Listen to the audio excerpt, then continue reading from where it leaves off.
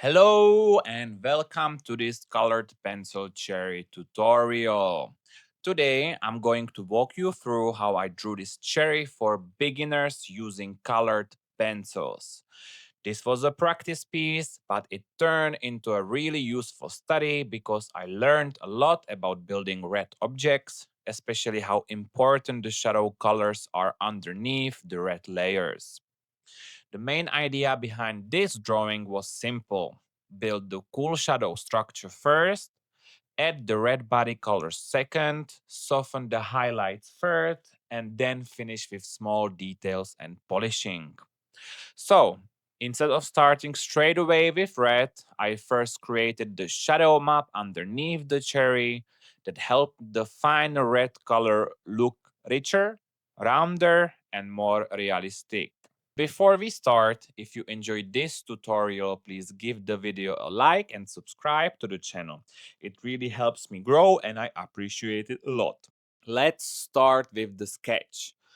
First, lightly sketch the basic shape of the cherry. Try to keep the outline soft because colored pencil will go over it later and you do not want heavy graphite lines showing through the final drawing.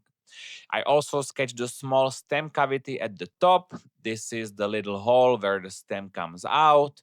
Then I sketched the stem itself, the main highlight shapes, and the cast shadow under the cherry. At this stage, I'm not trying to make a perfect final outline, I'm just planning the main shapes. The round cherry body, the position of the stem, the brightest highlights, and where the shadow will fall. Once the sketch is ready, I move into the first color stage.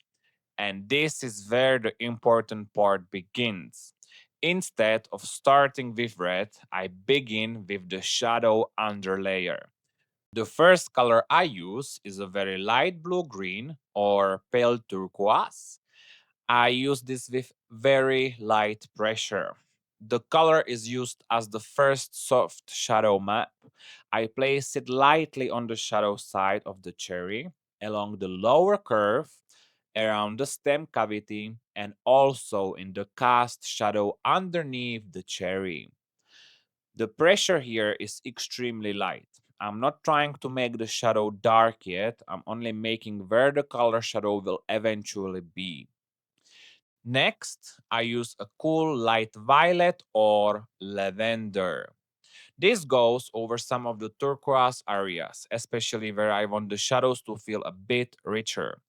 Lavender helps connect the cool shadow layer to the red colors that will come later. Again, the pressure is still light. I'm slowly building form, not forcing it. After that, I take a medium violet or purple. This color starts to build stronger form shadows. I place it mainly on the left shadow side of the cherry, along the bottom curve, around the stem cavity, and in the darker parts of the cast shadow. Now, the cherry is starting to look more three-dimensional, even though there is still no red on it.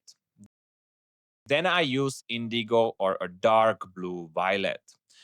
This color is much stronger, so I only use it in the darker zones. I place it inside the deep stem cavity, along the left edge shadow, near the bottom contact shadow, and in the darkest part of the cast shadow. Be careful here. With dark blue violet colors, less is usually better. You can always add more later, but if you press too hard too early, it can become difficult to soften. Next, I add dark plum. Dark plum pushes the deepest cool shadows even further. I place it in the deepest left body shadow, inside the stem cavity, around the bottom contact area in the darkest part of the cast shadow. This is where the cherry starts getting a strong shadow structure. It makes look a bit strange at this stage because we still have all these cool colors without red. But once the red layers go on top, they will help create a richer result. After the cool shadows, I start warming the dark areas with dark burgundy or maroon. This color helps connect the purple shadow structure to the red body of the cherry. I place it along the left shadow edge, the bottom curve, around the stem cavity, and in the deepest contact shadow. Now that the full shadow structure is in place, I can start building the red body. The first red layer is pure red. I use it as a transparent glaze over most of the cherry body. I avoid the strongest highlights, the stem, the cast shadow, and the deepest dark hole around the stem. The pressure is still light to medium light. I want the red to sit over the shadow colors, not completely destroy them. Then I use pure red again. The second red layer makes the cherry feel more unified and less pale. I still keep the highlights area clean because if you cover them too early, it becomes harder to bring the brightness back later. After that, I take a slightly darker red. This color is used to build the round form of the cherry. I place it on the left shadow side along the lower curve around the stem cavity. On the right darker side and in the red transition areas between light and shadow. At this point, I'm following the shape of the cherry with my pencil strokes. The stroke should curve around the form, not just go randomly across the page. Then I return to pure red again. This helps blend the darker red back into the main body color and keeps the cherry looking rich and red instead of patchy. Next, I use crimson or deep red. This is for stronger red depth.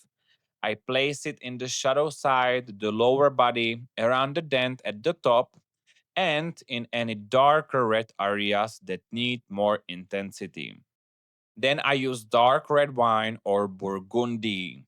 This color creates deeper, richer red shadows. I use it mostly on the left side, around the bottom curve, around the stem cavity, and on the right side shadow. Finally, I use maroon as the deepest warm red layer. This is only for the stronger dark areas. The left shadow side, the bottom curve, the inner dent area, and the darkest body accents. At this point, the cherry has its main red structure, the cool shadows underneath, and still influencing the drawing, but the cherry now reads as a red glossy fruit. Now I move to the highlights transition. After building the red body, the highlights areas can sometimes look too pale or too separate from the rest of the cherry. So instead of leaving them as empty white patches, I soften them with warmer colors. The first highlight transition color I use is salmon. I place salmon around the edges of the large highlight, on the lower part of the pale area, around the stem dent, and anywhere the red needs to transition into lighter area.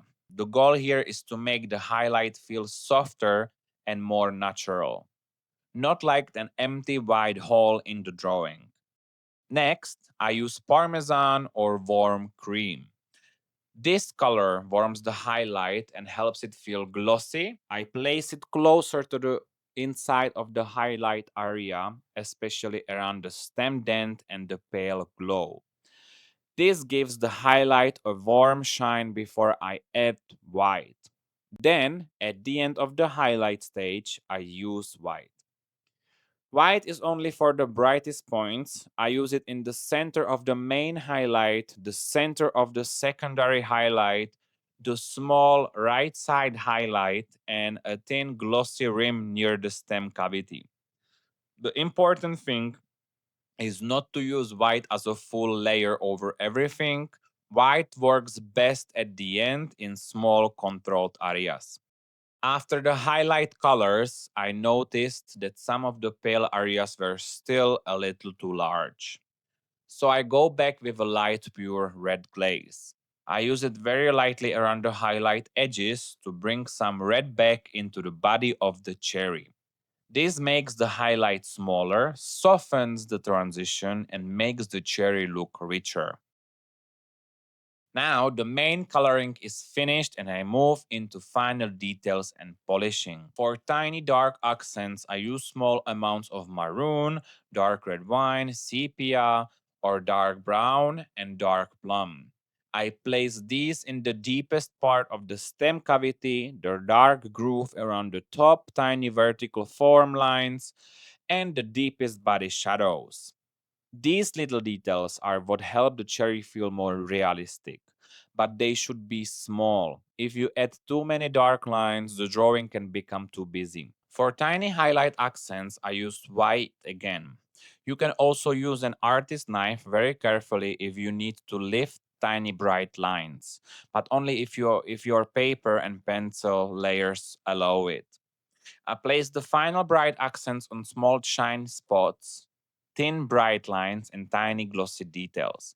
Then I use a blender pencil. The blender is useful for smoothing the midtones and softening the transition around the highlights. I use it lightly over the red midtones, around the highlight edges, and on the front body area of the cherry. I avoid the deepest darks, the pure white highline centers, and the stem cavity because I do not want to flatten those areas too much. At the very end, I use a burnisher very carefully. The burnisher can make the cherry look smoother and glossier, but it can also flatten the pencil texture if you use it too heavily.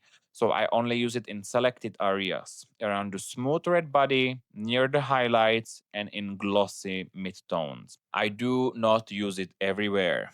The main lesson from this cherry drawing is that red objects do not have to be built only with red pencils. So, if you are drawing a red fruit like cherry, try building the shadow structure first. Use cool colors lightly, then glaze red over the top, and only then add your warm highlights and final details. Start light, build slowly, and keep your darkest colors for the very end.